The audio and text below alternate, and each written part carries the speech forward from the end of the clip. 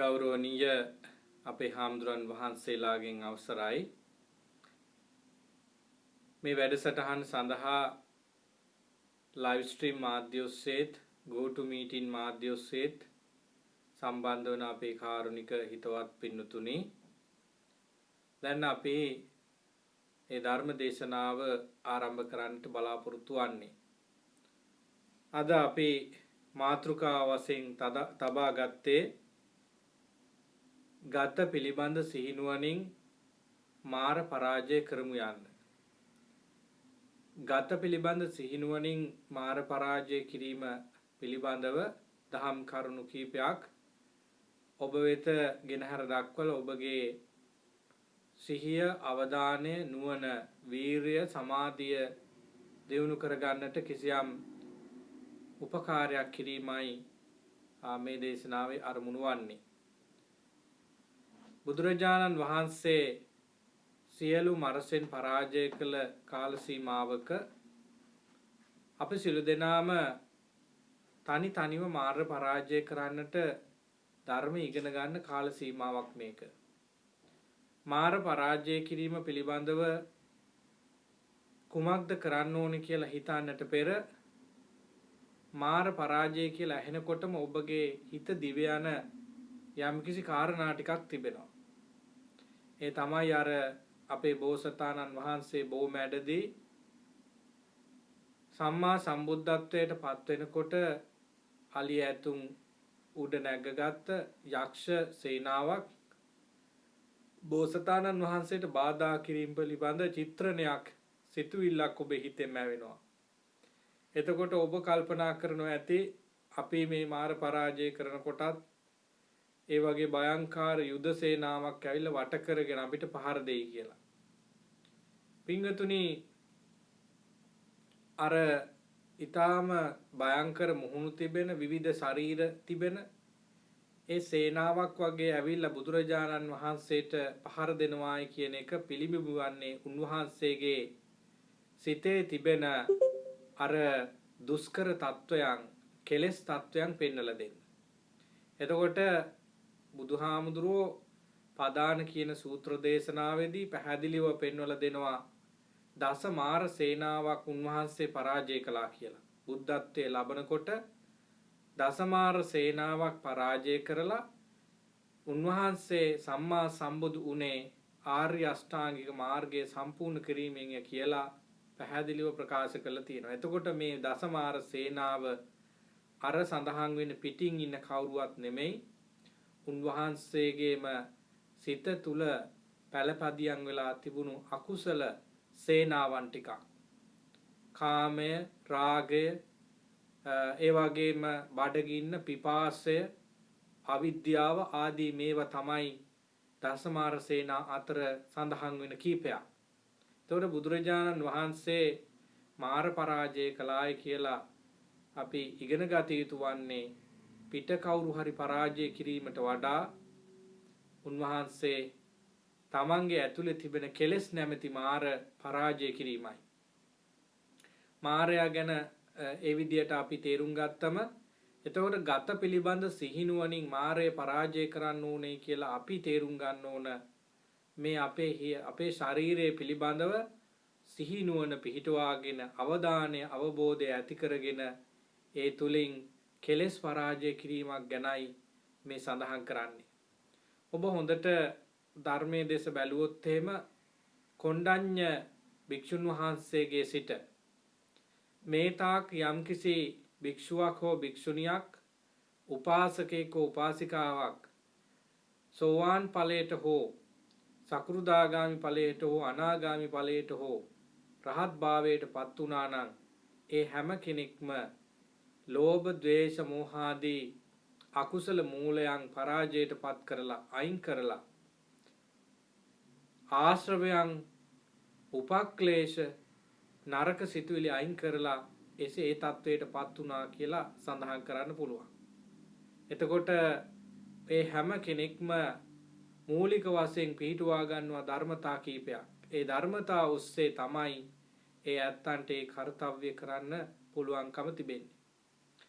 ගත පිළිබඳ සිහිය තමයි ඇත්තටම මාර පරාජය කිරීමට අපි කාටත් උපකාරී වන්නේ. තමන්ගේ මේ ගත කියන්නේ මේ සිරුර.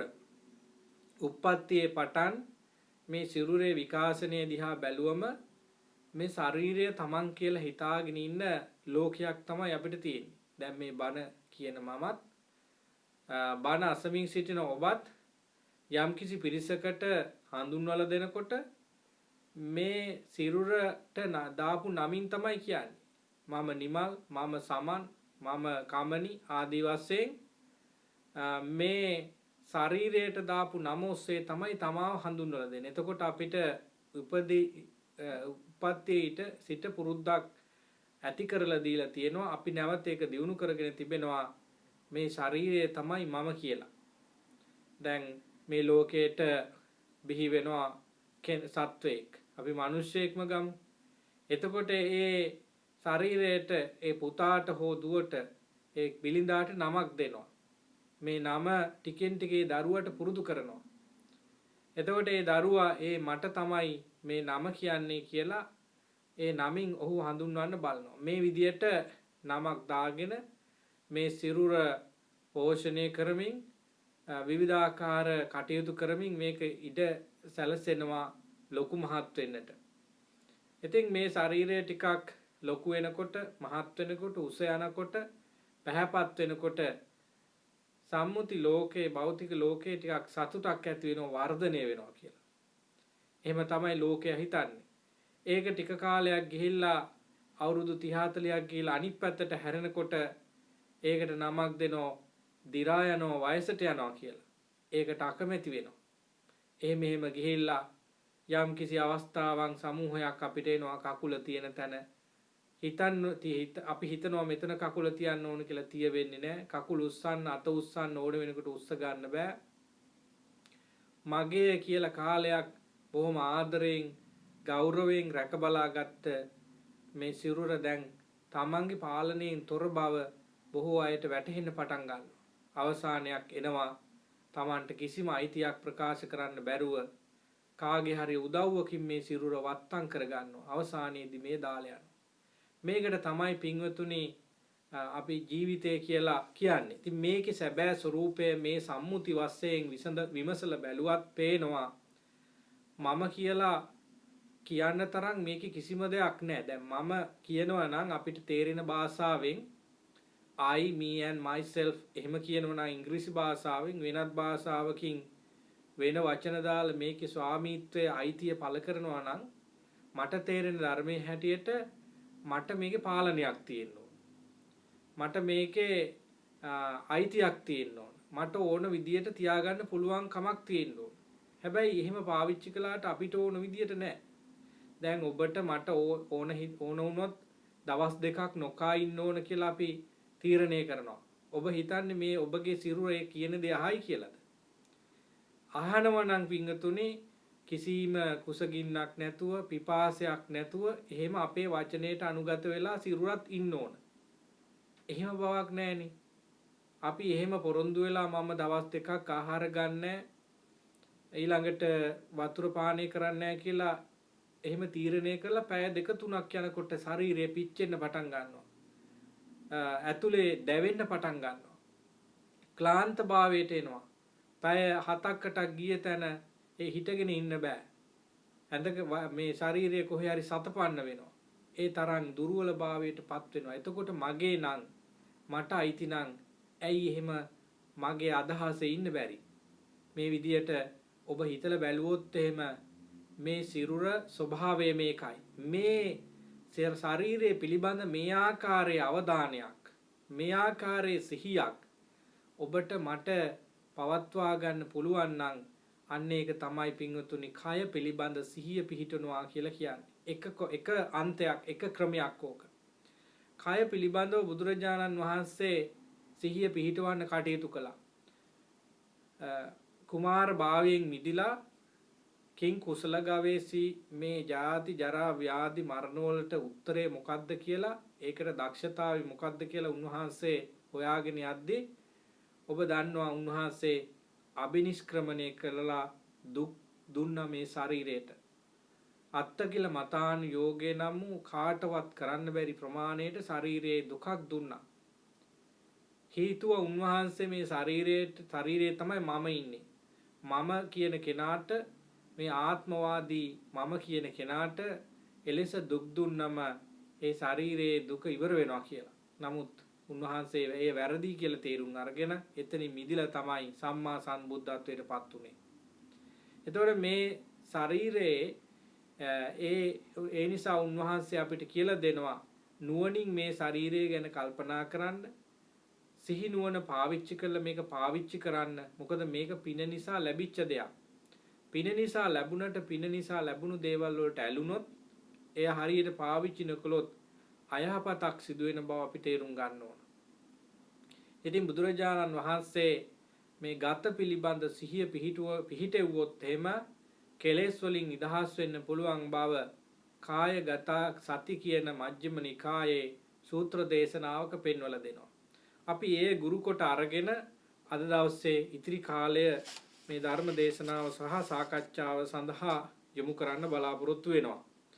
දවසක් බුදුරජාණන් වහන්සේ භික්ෂුන් වහන්සේලාට පෙන්වලා දෙනවා මේ කාය පිළිබඳ හරි නිවැරදි සිහිය සහ නුවණ පාවිච්චි කළොත්, ඒ කියන්නේ මේ තමන් හරියට තේරුම් ගත්තොත්, තමන්ගේ ශරීරයේ සිහි නුවණින් පාවිච්චි කළොත් ආනිසංස 10ක් ලැබෙනවා. ආනිසංස වැදගත් ආරමුණු ප්‍රතිඵල 10ක් ලැබෙන බව උන්වහන්සේ පෙන්වලා දුන්නා. ඒ 10 තමයි මේ ශරීරය පිළිබඳ හොඳ අවධානයක් අවබෝධයක් දියුණු කරන කෙනාට මේ අකුසල ධර්ම වලට තියෙන අකමැත්ත ඇති වෙනවා. කුසල ධර්ම වලට තියෙන ඇලීමක් කියලා එතන කියන්නේ අපි සාධනීය පැත්තෙන්, ඒ කියන්නේ බන්ධනයක් ඇති කර ගන්නව නෙමෙයි, ඒකට කැමැත්තක් ඇති වෙනවා. කුසල ධර්ම වලට රුචියක් ඇති වෙනවා, අකුසල ධර්ම වලට අප්‍රසාදයක් ඇති වෙනවා. මේ ශාරීරිය හොඳට දැනගත්තොත්, ශාරීරිය හොඳට දැක්කොත් ඒ වගේ ආනිසංශයක් ලැබෙනවා. එතකොට ඊළඟ ආනිසංශය තමයි මේ බය නැති වෙලා යනවා. දැන් අපි මේ බයයි ඇත්තටම. බය අපි විවිධාකාරයේ බය තියෙනවා. දැන් නිකන් ඔහොම කෙනෙක් ඉන්නකොට කියන්න පුළුවන් මම නම් කිසි දෙයකට බය නැහැ කියලා. ඒ වුණාට එක සැරේම ඔඩොක්කුවට රබර් නායක වැටුනොත් එහෙම වේගෙන් ගසලා දාලා දුවනවා, කෑ ගහනවා, හිත ගැස්සෙනවා. ඒ වගේම අපි මෙහෙම ඉඳගෙන ඉන්නකොට එක සැරේම කවුරු හරි පිටිපස්සෙන් ඇවිල්ලා සද්දයක් දැම්මොත් අපි බය වෙනවා. මේ වගේ ශරීරයේ මේක හරි සියුම් දෙයක්. බය ඒ ආකාරයෙන් අපේ ජීවිතවල තියෙනවා. අපි බයයි දේවල් නැති වෙනවට, අපි බයයි දේවල් වෙනස් වෙනවට. එතකොට කායගත සතිය, කාය පිළිබඳ සිහිය නුවණ හරියට දියුණු කරන කෙනෙකුට ඔය කියන ආකාරයේ බය නැති වෙලා යනවා. කිසිම දෙයක් පිළිබඳ බයක් තිබෙන්න විදියක් නැති බව දෙවනි ආනිසංසයේ හැටියට ප්‍රකාශ කරනවා. යම් කිසි කෙනෙක් මේ කායගතය සතිය වැඩුවොත් ඒ බය නැති වෙලා යනවා. ඊළඟට පින්නතුනි, ඕනම වේදනාවක් ඉහිලීමේ හැකියාව ලැබෙනවා යම් කිසි කෙනෙක් මේ ශරීරයේ සැබෑ ස්වરૂපය දැකලා සිහි නුවණින් ඒ දේ ක්‍රියාත්මක කරන්න පටන් ගත්තා. දැන් අපිට බඩගින්න හුල ගන්න බෑ බොහෝ අයට. සුළු වේදනාවක් ආවත් කලබල වෙනවා. තෘප්ති කර දෙයක් ආවොත්, සැප දෙයක් ආවොත් ඒකත් උහුලන්න බෑ. අපි දැකලා තියෙනවා සමහර අය හරි සංවේදී. දැන් සම්මුති ලෝකයේ සංවේදී බව කියන එක අගය කරනවා. දැන් කවුරු හරි හොඳ අචීව්මන්ට් එකක් ලබා ගන්නවා, සාර්ථක වෙනවා දැක්කොත් කඳුළු ඇවිල්ලා ආණ්ඩලා උඩ පැනලා සතුටු වෙන එක හරි ෂෝක්ස් සම්මුති ලෝකයට. ඒ තමයි ඔවුන්ගේ තිබෙන හිතවත්භාවය ප්‍රකාශ කරන විදිය. ඉතින් එහෙම සංවේදී වෙනවා. ඒව ඉවසන්න බැරි වෙනවා, කෑ ගහනවා. ඊළඟට කවුරු හරි කෙනෙක් ලෙඩ වෙනකොට, මේ යනකොට, මේ ස්වාභාවික විසනයන් වෙනකොට කඩා වැටෙනවා ජීවිතේ. මේ දෙක අන්ත දෙකක්. මේ දෙකම හොඳ නැහැ. එතකොට බුදුරජාණන් වහන්සේ මේ කායගත සතිය වැඩිීමේ ආනිසංස හැටියට කියනවා මේ ඉවසීමේ ගුණය, විශේෂයෙන් වේදනාවන් ඉවසීමේ හැකියාව ලැබෙනවා. බුදුරජාණන් වහන්සේට, රහතන් වහන්සේලාට ධර්මයෙන් දියුණු වෙලා විවිධ මාර්ගඵල අවබෝධ කරගත් අයට මේ ශරීරයේ ලෙඩ වුණාට, දේවල් අහිමි වුණාට අනන්න කරන්න යන්නේ නැත්තේ උන්වහන්සේලා ඒ උතුමන් දන්නවා මේ ශරීරයේ සැබෑ ස්වરૂපය. ශරීරයේ පිළිබඳ හොඳ සිහිය අවබෝධය පිහිටපු නිසා තමයි එලෙස උන්ට අඬන්න උවමනාවක් නැත්තේ. අන්න තුන්වෙනි ආනිසංසය තමයි ඕනෑම ආකාරයේ කටෝර වේදනාවක් මානසික වශයෙන් විඳීමේ ඉවසීමේ හැකියාව උන්වහන්සේලාට ලැබෙනවා කායගත සතිය නිසා. ඊළඟට ප්‍රකාශ කරනවා මේ ධර්මයේ තිබෙනවා කිසියම් රසයක්. ඒ රසයට අපි නමක් දෙනවා සමාධි කියලා. පින්වතුනි හොඳට මතක තියාගන්න මේ ධර්මය හරීම තෘප්තිකර එකක්. මේ ධර්මයේ පුහුණු කිරීමෙන් සතුට ලබන්න පුළුවන්. මම භාවනාව ආරම්භයේදීම කිව්වා අපි මේ භාවනා කරන්නේ සතුටු වෙන්න කියලා. ඒ සතුට මේ රූප දැක්කලා, ශබ්ද අහලා, ඊළඟට රස විඳලා, සුවඳ ආග්‍රහණය කළා, ශරීරයට හොඳ ස්පර්ශ දීලා ලබන සතුට නෙමෙයි අපි ප්‍රකාශ කළේ. කෙලෙස් తాවකාලිකව අයින් කිරීමෙන් ලැබෙන සතුටක් මේ තියෙනවා. ඒක ලබා ගන්නයි අපි භාවනා කරන්න කියලා කිව්වා. එතකොට මේ ඒ සතුටට අපි කියනවා නමක් සමාධි කියලා, ධාන කියලා. අන්න එතකොට මේ බුදුරජාණන් වහන්සේ ප්‍රකාශ කරනවා කය පිළිබඳ නිවැරදි සිහිය පිහිටුවා ගත්තොත් ඒ තැනැත්තාට හෝ තැනැත්තියට ධාන සමාපatti ලබා ගැනීමේ හැකියාව තිබෙනවා. මේක තමයි හතරවෙනි ආනිසංසය. ඊළඟට පින්වත්තුනි සඳහන් වෙන්නේ ආනිසංස 10න් ඊළඟ 6ම මනුෂ්‍යත්මය මනුෂ්‍ය ස්වභාවයේ ඉක්මවා ගිය සුපිරි හැකියාවන් ටිකක් ලබන්න පුළුවන්කම. ඒ සුපිරි හැකියාවන් අතර තියෙනවා ඉද්ධිවිද ඥානය. ඉද්ධිවිද කියලා කියන්නේ මහා ප්‍රාතිහාර්ය ලක්ෂණයක්. ඔබට තව ඔබගේම මෙහා සමානම රූපයක් මෙතන මවන්න පුළුවන්. පිටිපස්සෙන් මවන්න පුළුවන්, ඉස්සරහින් මවන්න පුළුවන්. ඔබ අහලා තියෙනවා නම් චුල්ලපන්තක මහරහතන් වහන්සේ ඒ දේ කළා. එතකොට ඒ ඉද්ධිවිද ඥානය ලබන්න පුළුවන් කායගත සතිය වඩපු කෙනෙකුට, කාය පිළිබඳ සිහිය වඩපු කෙනෙකුට. ඊළඟට දිබ්බ සෝත, දිබ්බ කියලා කියන්නේ දිව්‍ය කියන එකයි, සෝත කියන්නේ කනට කියන වචනයක්. එතකොට දිව කන. දැන් සාමාන්‍යයෙන් මගේ කන, ඔබේ කන පාවිච්චි කරන්න පුළුවන් මේ සාමාන්‍ය ශබ්ද ටිකක් අහන්න විතරයි. දැන් ඔබගේ ගෙදර විවිධාකාර මේ මැෂින් ක්‍රියාත්මක වෙන්න පුළුවන්. ඊළඟට හීටින් ක්‍රියාත්මක වෙන සද්ද එනවා. ඔබට ඒක ඇහෙනවා. නමුත් මට ඇහෙන්නේ නැහැ.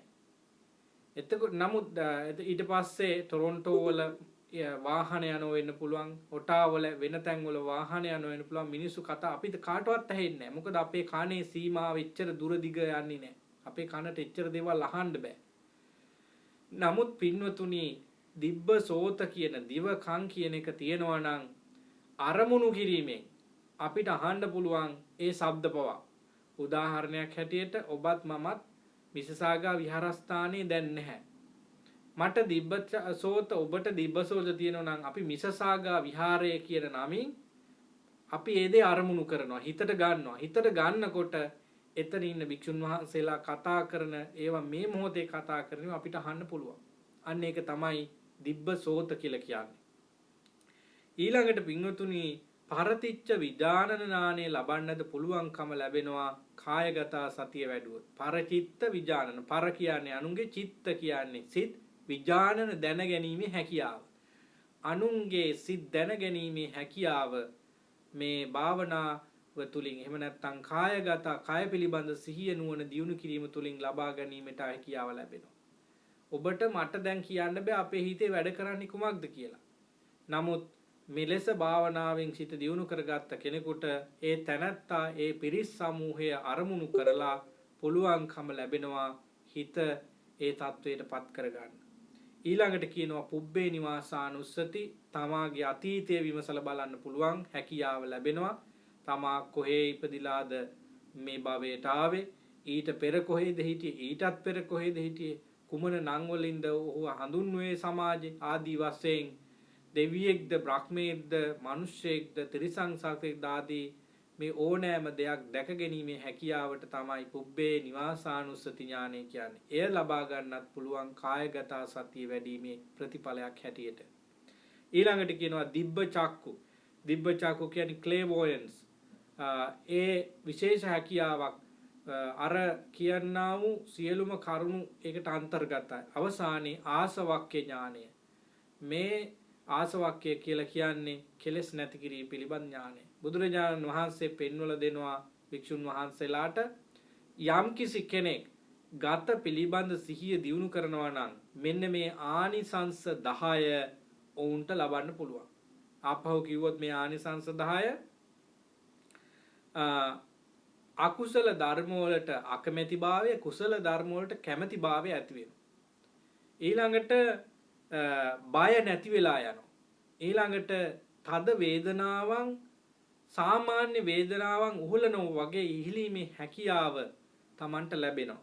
ඊළඟට කරදරයක් නැතුව ඊටාම පහසුවෙන් ධාන සමාපatti වලට සමවදින්න හැකියාව ලැබෙනවා. 4යි.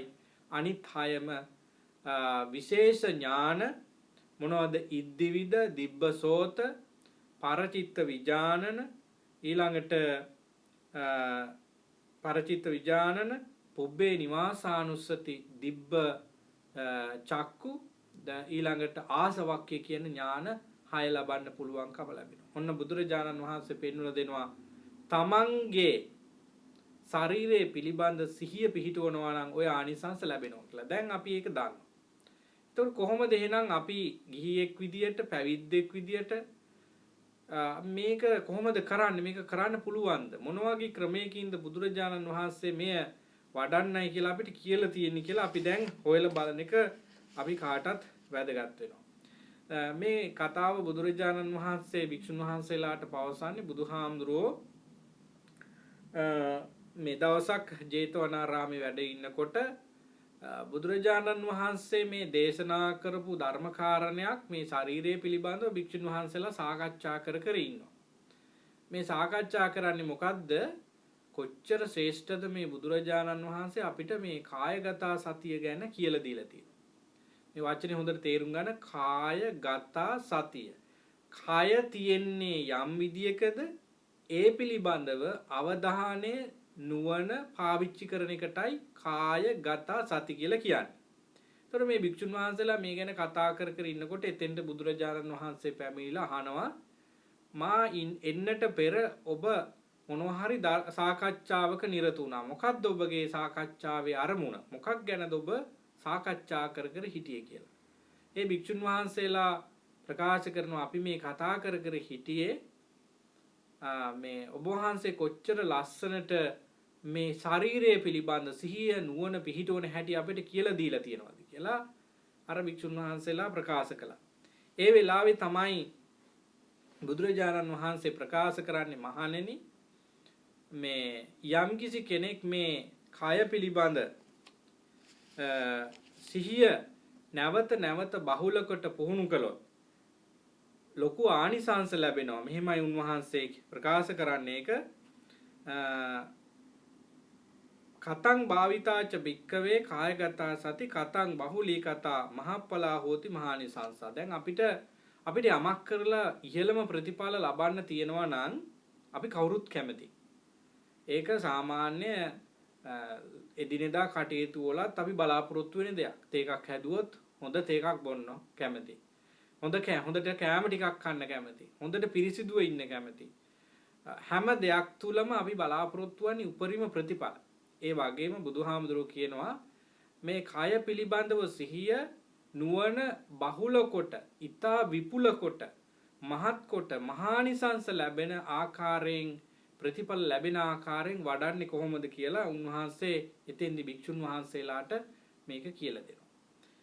මේක කියන්නේ ඉස්සෙල්ලා මම ප්‍රකාශ කරන්න ඕන මේ ඇයි අපි මේක ඉගෙන ගන්නෙ? මම මුලින් සඳහන් කළා පස්සේ සම්බන්ධ වෙච්ච අයට නැවත වැටහෙන්නේ නැහැ මං කියන්නේ.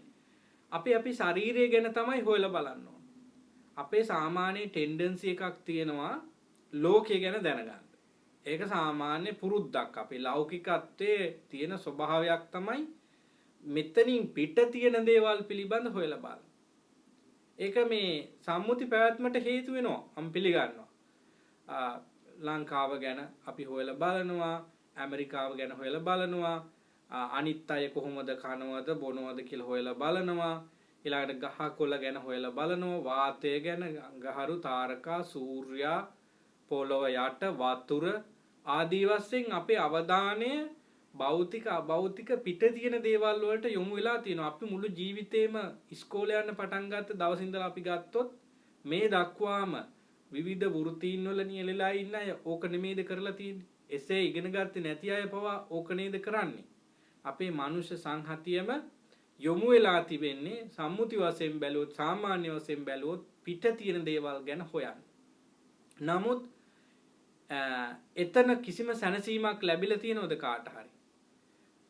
ඒ විදියට ජීවත් වෙන කෙනෙක්, ඒක සරණ ගියපු කෙනෙක්, ඒකම තමයි ලෝකය කියලා හිතාගත්ත කෙනෙකුට නිෂ්ඨාවට සුවයක් ලැබිලා තියෙනවා ජීවිතේ. නෑ, හැමදාම ප්‍රශ්න එනවා. හැමදාම ගැටලු එනවා. ඔය විද්‍යාඥයෝ පවා මගේ අවබෝධය වැරදි වෙන්න පුළුවන්, මම මේ ගැන එච්චර දන්නේ නැති නිසා. නමුත් මං අහලා තියෙනවා ලෝකයට යම් යම් දේවල් නිෂ්පාදනය කරපු, හොයාගත්ත යම් කිසි යථාර්ථයක් පෙන්වලා දීපු අය පවා මේ අවසාන කාලේ මානසික ආතතියට ලක් වෙලා දුකින් මිය ගියලා තියෙනවායි කියලා. ඒ මොකද හේතුව? ඔවුන් සොයා බැලුවේ පිට ලෝකය ගැනයි, අභ්‍යන්තර ලෝකය ගැන නෙවෙයි. බුදුරජාණන් වහන්සේ අභ්‍යන්තර ලෝකය ගැන විශ්මිත ඩිස්කවරි එකක් කළා. ඊට පස්සේ උන්වහන්සේ දැක්ක අභ්‍යන්තර ලෝකය තමයි පිට තියෙන ලෝකයට වඩා දැනගත යුතු ගොඩක් දේවල් තියෙන්නේ කියලා උන්වහන්සේ දැකලා එතන නැවත හට ගැනීමක් ඇති නොවන විදියට ඉවර කළා ඒ බන්ධනය. ඒක කළාට පස්සේ උන්වහන්සේට තේරුණා මම වගේම තමයි අනිත් සත්වයොත් එහෙම කරන්න පුළුවන් අය කියලා උන්වහන්සේ නිගමනයට ආවා. ඒක තමයි සම්මා සම්බුද්ධත්වය කියන්නේ. එතකොට මේ කාය පිළිබඳ සිහිය පිහිටවනවායි නුවණ පිහිටවනවායි කියලා කියන්නේ තමාව හොයා බලන එක. තමා ගැන විමසලා බලන එක. එතෙන්දි විශේෂයෙන්ම මේ ශරීරය. මම මුලින් කිව්වා මේ ශරීරය තමයි මම මගේ කියලා හිතාගෙන ඉන්නේ. මේ ශරීරයට තමයි සියලු රැකවරණ දෙන්නේ. මේ ශරීරයට තමයි හැමදේම දෙන්නේ. ඒ නිසා මේ ගැන සාමාන්‍ය දෘෂ්ටි කෝණ වලින් නෙමෙයි අපිට විද්‍යාව තිබෙනවා. විද්‍යාවෙන් මේක විමසනවා. ඊටාම සිව් මට්ටම් වලට අංශු වලට පවා. හැබැයි එතන කරන්නේ අරමුණ වෙන එකක්. නමුත් බුදුරජාණන් වහන්සේගේ අරමුණ මේක හොයලා බලන්නේ කෙලෙස් ප්‍රහාණය පිණිසට බැඳීම් අඩු කරගන්න. එතකොට අපි මේ තමා පිළිබඳව ඌ මේ ශරීරය හොයලා බලන්නේ අපි ඒකට බැඳිලා තියෙන නිසා ඒ බැඳීම් කඩන්නයි. බැඳීම් කඩන්න නම් මූලය හොයන්න ඕන. හිතින් බැඳගෙන තියෙනවා මේ ශරීරය ගැන. ඒ නිසා හිතේ බැඳීම් කඩන්න මේක ඇත්තක් කියලා නෙමෙයි බොරුවක් කියන බව පෙන්වන්න තමයි මේ කරන්නේ. දැන් අපි මෙහෙම බලමු. බුදුරජාණන් වහන්සේ මේ දේශනාව තුල උගන්වන කාරණා ටිකට මම එනවා තව ටිකකින්. දැන් අපි මෙහෙම බලමු. මේ ශරීරය දැන් ඔබට මාව රූප රාමුව තුල කම්පියුටරේ පේනවා. හිසක් තියෙනවා, මුහුණක් තියෙනවා, නාසය, ඇස, කන, ආදී තියෙනවා. සිවුරක් කියලා දෙයක් වස්ත්‍රයක් පොරවලා අතපය හොල්ලන කෙනෙක් ඔබට පේනවා. ඊළඟට ඔබ දිහාම බලන්න මනසින්. ඔබටත් ඒ අංග එලෙසම කේස හිස මුදුනේ ඉඳලා පල්ලෙහාටම තියෙනවා. දැන් අපිට සම්මුති වශයෙන් කණ්ණාඩි ඉස්සරහට ගිහලා බැලුවොත් අපිට මේක පේනවා. අපේ දිහා හොඳට බලාගෙන ඉන්න ටිකක් වැඩිපුර. ඒතර බලාගෙන ඉන්නකොට පේනවා මේකේ තියෙන්නේ හම තියෙනවා. මේක අන්වීක්ෂයකින් බැලුවොත් එහෙම හමේ සිදුරු තියෙනවා. දැන් පින්වතුනි හරියටම බැලුවොත් සම්මුති වශයෙන් මේක ඒ වගේ ශරීරයක්. අර ඕටොප්සි එකක් කරන දිහා බලාගෙන හිටියොත් එහෙම මේ ශරීරය අතපය ඊළඟට ඇස්කම් නාසා කිසිවක් වැඩ කරන්නේ නැහැ. කෙනෙක් කතුරක් අරගෙන ඇවිල්ලා මෙහෙම බඩමැදින් පාලනවා. පැලුවට පස්සේ හැමේ තිබෙනවා ලේයර්ස් කීපයක්. ඒව හරි සියුම් ගාන නැහැ. ඊට පස්සේ ඒවත් කැපිලා ගිහිල්ලා හැම කැපිලා මස් කැපිලා ඔන්න පේන්න පටන් ගන්නවා බඩවැල් ආදිය. ඊළඟට ඇටකටු මේ එතකොට හැමෙන් වැහිලා තියෙන මේ ශරීරය. මේක ඇතුලේ මේ විදිහට බුදුරජාණන් වහන්සේ සතිපට්ඨාන දේශනාව තුල කොටස් කරලා බලනවා. මේක මෙහෙම විසඳලා බැලුවොත් එහෙම ඒකට මිනිස්සයා කියලා කියන්නේ අපි ගොඩවල් ටිකක් ගැවුවත් මාස්, ඇටකටු, නහර, මුත්‍රා, ලේ, පැසුණු ආහාර, ජරාවටපත් වෙච්ච ආහාර මේ ශරීරය ඇතුලේ දැනුත් තියෙනවා. ඊළඟට මේ දහඩිය, කේටය, මොළය, හදවත් මේ ඔක්කොම මෙහෙම මේසයක් උඩ ගොඩ ගැහුවොත් ඔබ ඒකට මිනිස්සයා කියනවද මම කියනවද? අපි කවදාක්වත් මම කියලා කියන්නේ නැහැ. ඒකට කියන්නේ ජරාවටපත් වෙච්ච දුගඳ හමන අපිරියා ශරීර කොටස් ටිකක් කියලා. ඒ ශරීර කොටස් ටික ඊට ඉස්සෙල්ලා සිරුරක තිබ්බ දේවල්. ඒ සිරුරේ තියෙනකොට අපි එහෙම කියන්න ගියේ නැහැ. හැබැයි දැන් ඒක වෙන් කළාම මෘත ශරීරයක කොටස් නේ මේ කියලා, මනුෂ්‍ය ශරීරයක මේ කොටස් නේ කියලා ඒකට අයිතියක් ප්‍රකාශ කරන්නේ. නමුත් බුදුරජාණන් වහන්සේ භික්ෂුන් වහන්සේලාට උගන්වනවා කය පිළිබඳ සිහිය පිහිටුවද්දී ඔන්න ඔය ධර්මතාවයෙන් මේ දේශ බලන්න කියලා. බලනකොට කෙලෙස් ප්‍රහාණය වෙනවා. අපි දැන් අන්නේ කාරණේ හොඳට තේරුම් ගත්තොත් පින්වතුනි ඒ හිතන මොහොතේම තමන් පිළිබඳව ඇති වෙලා තිබෙන ආසාවන් ටික, තමන් අනිත් අය සම්බන්ධයෙන් සකස් කරගෙන තියෙන බැඳීම් ටික ටික ලිහිල් වෙලා යන හරියට බැඳලා තියෙන ධර්මිතියක් ලිහලා යනවා වගේ. හරියට මේ එකට එකතු කරලා තියෙන දෙයක් වෙන් වෙලා යනවා වගේ තමන්ගේ හිත බන්ධණයෙන් ටික නිදහස් වෙන්න පටන් ගන්න බව තමන්ටම දැනගන්න පුළුවන්. ඉතින් මේක අපි දැන් එහෙනම් ඉගෙන ගනිමු. කය පිළිබඳව, ගත පිළිබඳව සිහිය පිහිටුවන්නේ කුමක් සඳහාද? නුවණ පිහිටුවන්නේ කුමක් සඳහාද? අපි හිතාගෙන ඉන්නවා මේක ස්ථිරයි, මේක හොඳයි, මේක මගේ කියන සංකල්පය. මේ ටික නිසා තමයි දුක ඇතිවන්නේ. මෙතන කාම තණ්හාව නිසා, භව තණ්හාව නිසා, මම ඉන්නවා කියන අදහස නිසා තමයි මේ ශරීරය වෙන් වෙලා යනකොට, ශරීරය නැති වෙනකොට, මට හා සම්බන්ධ දේවල් නැති වෙනකොට දුක ඇතිවන්නේ. ඒක වළක්වා ගන්නයි මේ පාඩම බුදුරජාණන් වහන්සේ අපිට කියලා දෙන්නේ. එතෙන්දි මුලින්ම අපිට හමුවන්නේ මෙන්න මේක. ඒ මොකද්ද? මේක මේ අපි වාඩි වෙලා යම් කිසි වෙලාවක මේ සමහර බුදුරජාණන් වහන්සේ කියන දේවල් අපිට ඇවිද කරන්න බෑ. සමහර දේවල් කරන්න පුළුවන්, සමහර දේවල් කරන්න බෑ. එතකොට මුලින්ම බුදුරජාණන් වහන්සේ ගත පිළිබඳ සිහිය නුවණ පිහිටුවීමේදී උගන්වන්නේ අපිට එක්තරා තැනක වාඩි වෙලා මේ S2 පියාගෙන මේ සිහියෙන් දැන් හුස්ම යනවනේ පිට වෙනවනේ. දැන් අපි භාවනා කරනකොට මේ නාස්පුඩු වලින් හුස්ම ඇතුළු වෙනවා පිට වෙනවා. ඒක භාවනා කරද්දී විතරක් වෙන වැඩක් නෙමෙයි. මේ උපන්දා පටන් මරණය දක්වාම සිදුවෙන වැඩක්. මේක මේ ස්ටාර්ට් කරලා තියෙන මැෂිමක් වගේ. කවදාකවත් ඕෆ් වෙන්නේ නැහැ ඒක. නිදාගත්තත් ඒක වෙනවා. එතකොට මේ හැමදාම ඇතුළු වෙන පිට වෙන වාතයක් මේ නාස්පුඩු වල දකින්න පුළුවන්. එතකොට අපි කරන්නේ මොකද්ද? අපේ හිත අවධානය එතෙන්ට අරගෙන එනවා. අරගෙන ඇවිල්ලා හිතට දෙනවා මෙන්න මේක විතරයි ඔබ දැන් බලන්න ඕන, ක්‍රියාත්මක කරන්න ඕන. මේ දේශ හොඳවට අවධානයෙන් බලාගෙන ඉන්න. ඒකයි අපි කියන්නේ සෝ සතෝ වාස සති සතෝ පස්ස සති.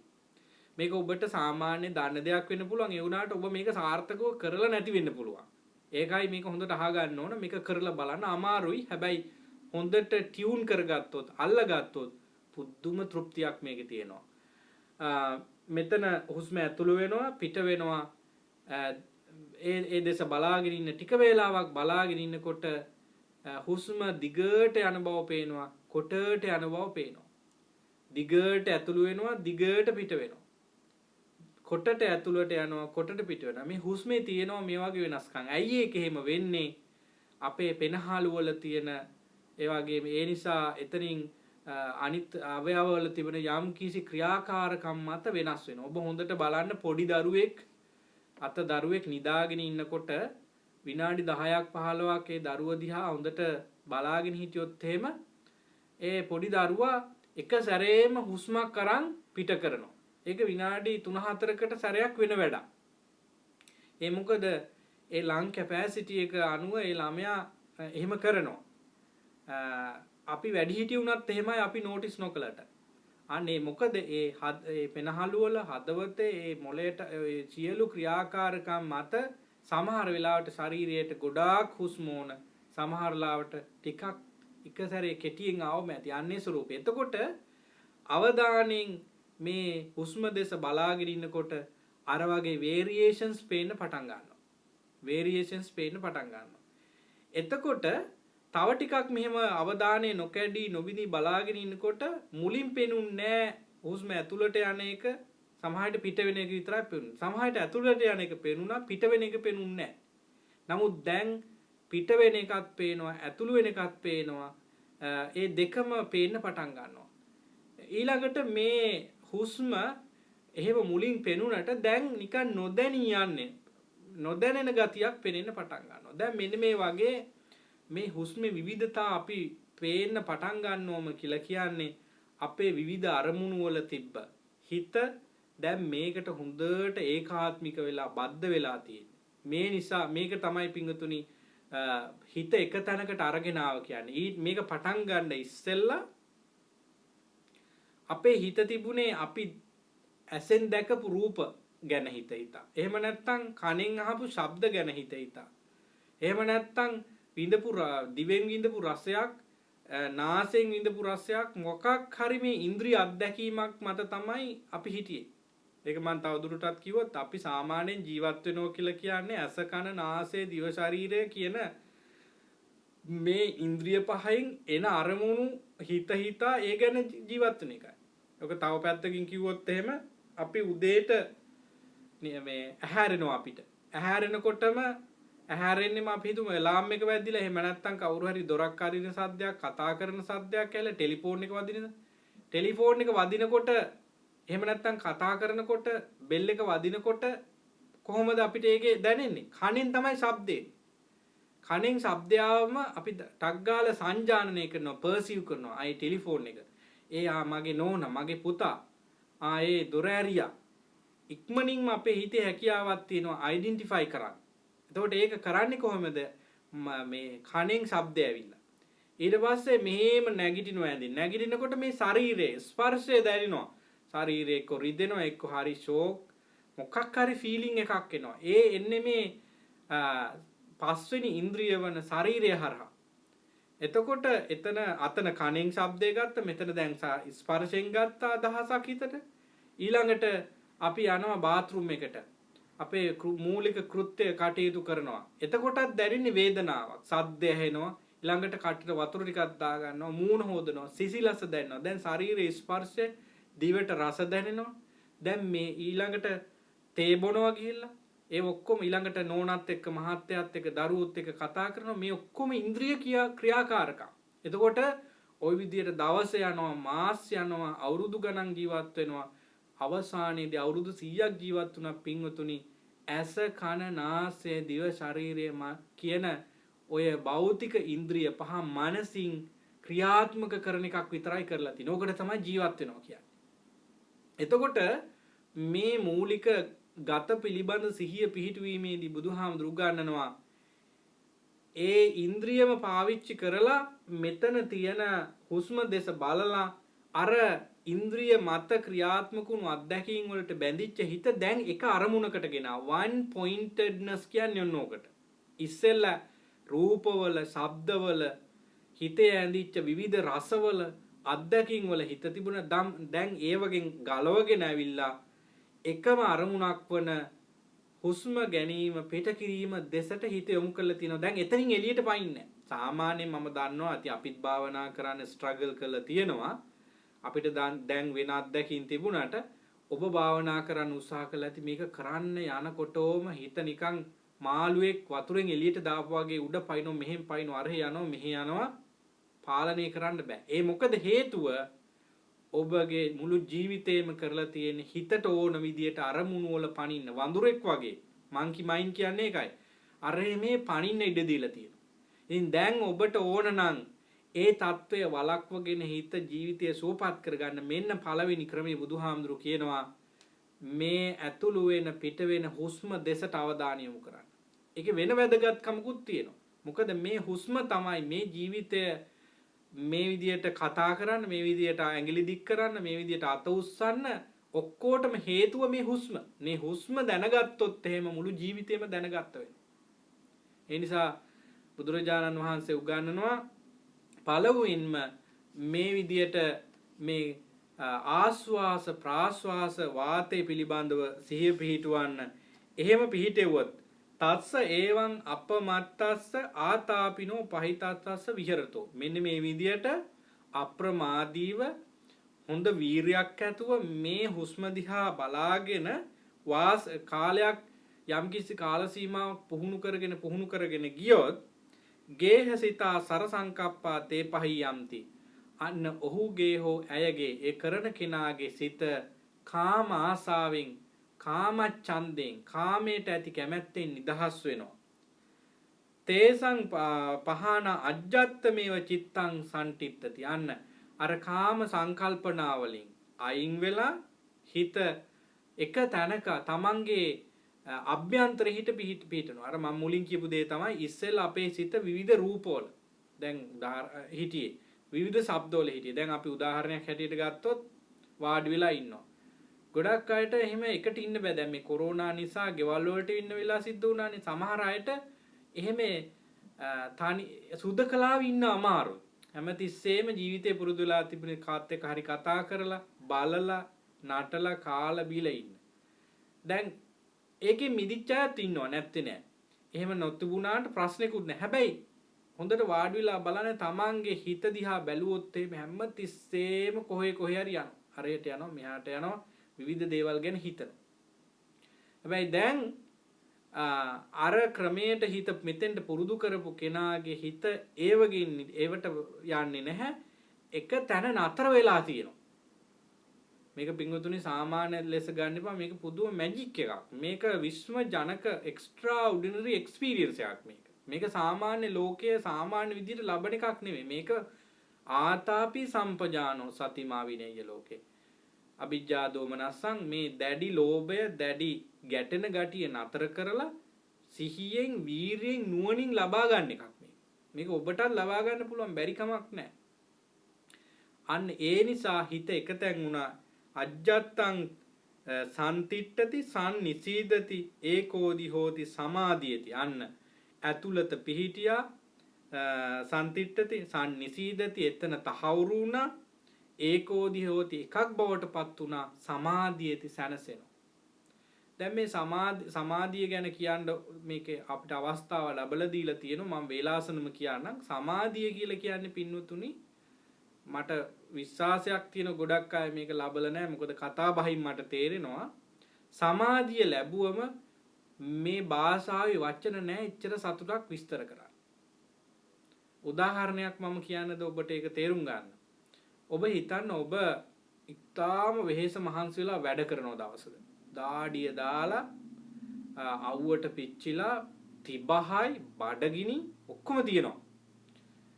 ඔබ මේ ගේ ඇතුළට ගිහිල්ලා එතකොට සිසිල් වතුරේ උණු වතුරෙන් නාන්න බෑනේ දාඩිය දැම්ම. හොඳ සාමාන්‍ය සිසිල් වතුරෙන් නෑවට පස්සේ නාන වතුර වැටෙනකොට පුදුම සතුටක් දැනෙනවා. ඒ වගේම වතුරට හිවුත් බොනවා තිබහ හිටියේ. හොඳට නාලා දැන් ඇඟ සුවපත් වෙලා තියෙන්නේ. ඒ නාල ඉවර වෙනකොටම ඔබට හොඳ ඔබ කැමතිම ආහාරය සකස් කරලා තියෙනවා ඇති වෙන්න. බඩගින්නේ හිටිය හොඳට කනවා. හරිම රසයි කෑම. කාලා දැන් හරි සතුටුයි. ඊළඟට ඔබට සකස් කරලා තියෙනවා ඊටාම පහසු කුෂන් දාපු ඇඳක්. ඔබ ගිහිල්ලා ඒකේ දිගා වෙනවා. ඊට පස්සේ කවුරු හරි දෙතුන් දෙනෙක් වටේ පිටේ ඇවිල්ලා වටින් ඇවිල්ලා දෙපැත්තෙම ඔබගේ කකුල් හිමින් සැරේ මසාජ් කරනවා. ඔබට ඔබට දැනෙන සතුට ඔබට දැන් තේරෙනවා ඇති. පුදුම ආකාර කායික සුවයක් දැනෙනවා. මම මේක කතාව කිව්වේ මේ උපමාවක් ස්වරූපයෙන්. පින්වතුනි සමාධිගත වුණාම සමාහිත වුණාම හිත ඔය කියන සැපතට වඩා දසදහස් ගුණයකින් ප්‍රකෝටි ගුණයකින් වැඩි. පුදුම සතුටක් පුදුම තෘප්තියක් තිබෙන්නේ. ඒ හරියට හිත සමාධිගත වුණාම ඔබට කුසගිනි දැනෙන්නේ නැහැ. ඔබට පිපාසය දැනෙන්නේ නැහැ.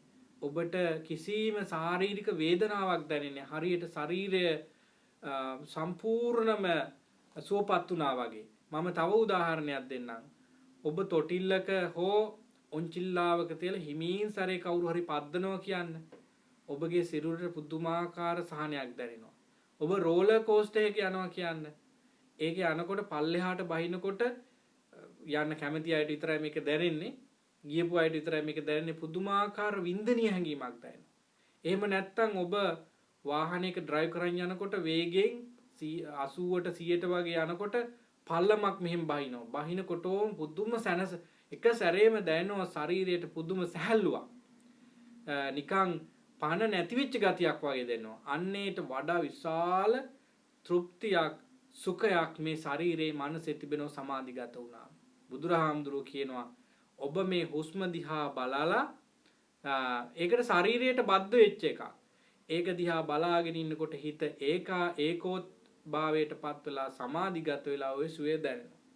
එතෙන්දි වැදගත්ම දේ තමයි කාමයට ඇති කැමැත්ත. කාම ඡන්දය කියන එක ප්‍රහාණය කරන්න පුළුවන්කම ලැබෙනවා. ඊළඟට පින්වතුනි මේ ගත පිළිබඳ සිහියනේ දැන් අපි මේ කතා කරන්නේ. මේ සිහිය කියලා කියන්නේ නෝටිසින් කියන එකයි. නුවණින් තමයි තීරණ ගන්නෙ. සතියේ එහෙම නැත්නම් මයින්ඩ්ෆුල්නස් එකේ ස්වરૂපය තමයි මේ දේවල් ඇති වෙනවා නැති වෙනවා කියන එක බලන එක. දැන් ඒකත් මෙතෙන්දී තේරුම් ගන්න ඕනේ. එතකොට දැන් මෙතෙන්දී උගන්වනවා අපි ගච්ඡන්තෝවා ගච්ඡාමිති පදා. යනකොට යන බව දැනගන්න. මම දන්නවා මේ කියන කාරණා සමහරේ ඔබට ප්‍රායෝගිකව තාමත් ක්‍රියාත්මක කරන්න බැරි වෙන්න පුළුවන්. හැබැයි දැනගෙන තියාගන්න එක වැදගත්. එතකොට ගච්ඡන්තෝවා ගච්ඡාමිති පජානාති. යනකොට යන බව දැනගන්න. ඔබ දැන් කුස්සියට යනවා නම් දැන් ඔබ වාඩි වෙලා ඉන්න තැන ඉඳලා මම කුස්සියට යනවා කියන අදහසින් තමයි යන්නේ. ඔබ බාත්රූම් එකට යනවා නම් බාත්රූම් එකට යනවා කියන අදහසින් තමයි ආර්ය විනයේ මේ ගත පිළිබඳ සිහිය උගන්වන්නේ. ඊළඟට ඔබ වාඩි වෙලා ඉන්නවා නම් වාඩි වෙලා ඉන්නවා. හිටගෙන ඉන්නවා නම් හිටගෙන ඉන්න. ඒ ඉරියව්ව පිළිබඳ සිහිය ඊටාම් වැදගත් වෙනවා. ඊළඟට බුදුහාමුදුරුවෝ පුහුණු කරන්න කියන්නේ ඒක. දැන් ප්‍රායෝගිකව මේක හැම වෙලාවෙම ඔබට කරන්න අමතක වෙනවා. හැබැයි මම ඔබට කියන්නම් අවස්ථා දෙක තුනක් යොදා ගන්න. උදාහරණයක් හැටියට ඔබ බාත්රූම් එකට යනවා ඔබගේ පෞද්ගලික කටයුතු කරන්න. එහෙම නැත්නම් නාන්න යනවා. මේ අවස්ථා දෙක පාවිච්චි කරන කවුරුත් ඇත්තේ නැහැ. ඔබට හොඳ අවස්ථාවක් ඔබගේ අවධානය ඒ ක්‍රියා මාත්‍රයට පමණක් යොමු කරන්න. සාමාන්‍යයෙන් මේ එක අවස්ථාවක් හරි නාන අවස්ථාව ගන්න. නාන අවස්ථාවේ අපි ඒ වෙලාවේ වතුර ඇඟට වැටෙනවා. ගලාගෙන යනවා ඇඟේ සිසිලසක් එනවා හිටගත්ත ඒ ශරීරය කොන්ද අතුල්ලන ඔළුව අතුල්ලන සබන් ගාන මේ ක්‍රියාදාමයන් ටික හිතින් ඒ අවබෝධයෙන්ම ඒ ටික කරනවා නම් ඔබගේ අවධානය වෙන කොහෙවත් ගිහිල්ලා නැහැ ශරීරයට බද්ධ වෙලා තියෙන. ඒ නිසා කිසියම් ආකාරයක පුහුණුවක් හිතට ලැබෙනවා. පුහුණුවක් හිතට දැනෙනවා. දැන් උදාහරණයක් හැටියට අපි ගත්තොත් එහෙම අපේ සමහර අය පොපියුලර්ලි කරන දේවල් තමයි වතුර දිහා බලාගෙන ඉන්නවා. මාළු ටැංකියක් දිහා බලාගෙන ඉන්නවා. දැන් ඒකත් එක හිත එක අරමුණට ගැනීමේ කිසියම් එක්සර්සයිස් එකක් තමයි. ඒක බාහිර අරමුණක් දැස බලන එකක්. ඒකේ වැරද්දක් නැහැ. අන්න ඒ වගේම තමයි මේ ශරීරය දිහා බලන එක. හිටගෙන ඉන්නකොට හිටගෙන ඉන්න බව, ඇවිදිනකොට ඇවිදින බව, සතප්පවනකොට සතපොන බව, වාඩි වෙලා වාඩි කරලා තියෙනකොට වාඩි වෙලා තියෙන බව මේ විදිහට මේ ඉරියව් පිළිබඳ සිහිය පිහිටවන්න ඕනේ. එහෙම පිහිටව ගත්තොත් සිහිය එයාට අර කාමච්ඡන්දය පරාජය කරන්න පුළුවන්. සිත එක තැනක පිහිටියා විවිධ අරමුණු වලින් ඇවිල්ලා සමාධිය ඇති වුණා කියලා බුදුරජාණන් වහන්සේ ප්‍රකාශ කරනවා. මෙයත් කායගත සතිය පිහිටුවීමේ එක ක්‍රමයක්. මම මෙතෙන්දි අර ඉස්සෙල්ලා මතු කර කාරණේ කියන්න ඕන සිහියයි නුවණයි අතර වෙනසක් තිබෙනවා. ඒ වගේම සිහියයි මෙතෙන් එකතු කරන්න ඕන වීරිය. සිහිය සම්මා සතිය ඊළඟට සම්මා දිට්ඨි ප්‍රඥාව වීරිය සම්මා වායාමයේ කියන මේ මානසික ගති ලක්ෂණ තුන එකට වැඩ කරන්න ඕන. ඒක මම දැන් කියලා දෙනවා. දැන් සිහිය කියලා කියන්නේ මම කිව්වා හඳුනා ගන්නවා. ඒ කියන්නේ වේදනාවක් කෙනකොට වේදනාවක් මේක. සුවයක් දැනෙනකොට මේක සුවයක්. මේක ඒ වගේ දෙයක් හඳුනා ගන්න එක තමයි සිහිය ඩියුටි එක.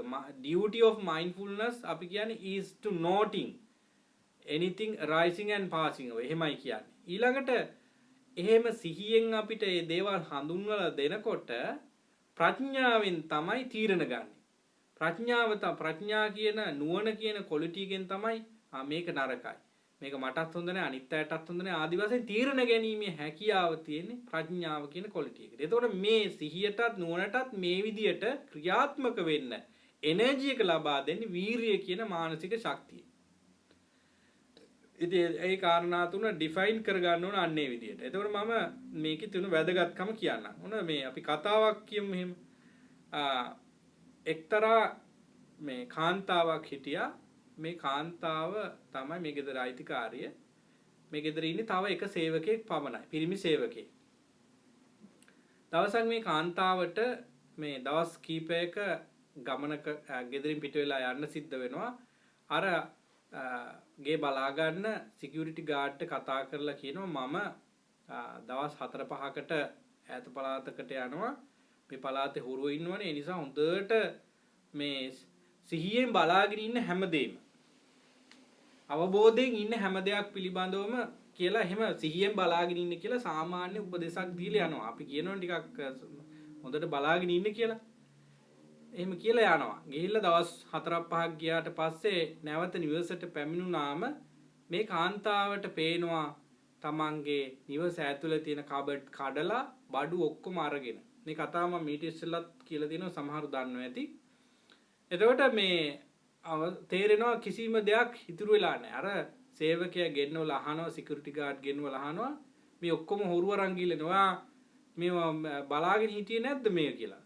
අර සේවකයා කියනවා මම දැක්කා දෙන්නෙක් නිවස පැත්තට එනවා එක්තරා රාත්‍රී දවසක මේ පසුගිය දවසක ඔබතුමිය නැති වෙලාවේ මම දැක්කේ දෙන්න තාප්පෙන් පයින්නවා මං සිහියෙන් බලාගෙන හිටියා ඊළඟට මං දැක්කා වුන් ගෙට ඇතුළු වෙලා කබඩ් කඩනවා සද්ද ඇහුණා මං ඔක්කොම සිහියෙන් බලාගෙන හිටියා ඒගොල්ලෝ යනවත් දැක්කා බඩුත් අරගෙන කියලා එහෙම කියනවා ඉතින් දැන් මේක කතාවක් අපි සාමාන්‍යයෙන් යොදා ගන්න සිහිය නුවණ වීරිය අතර වෙනස පෙන්වන්න.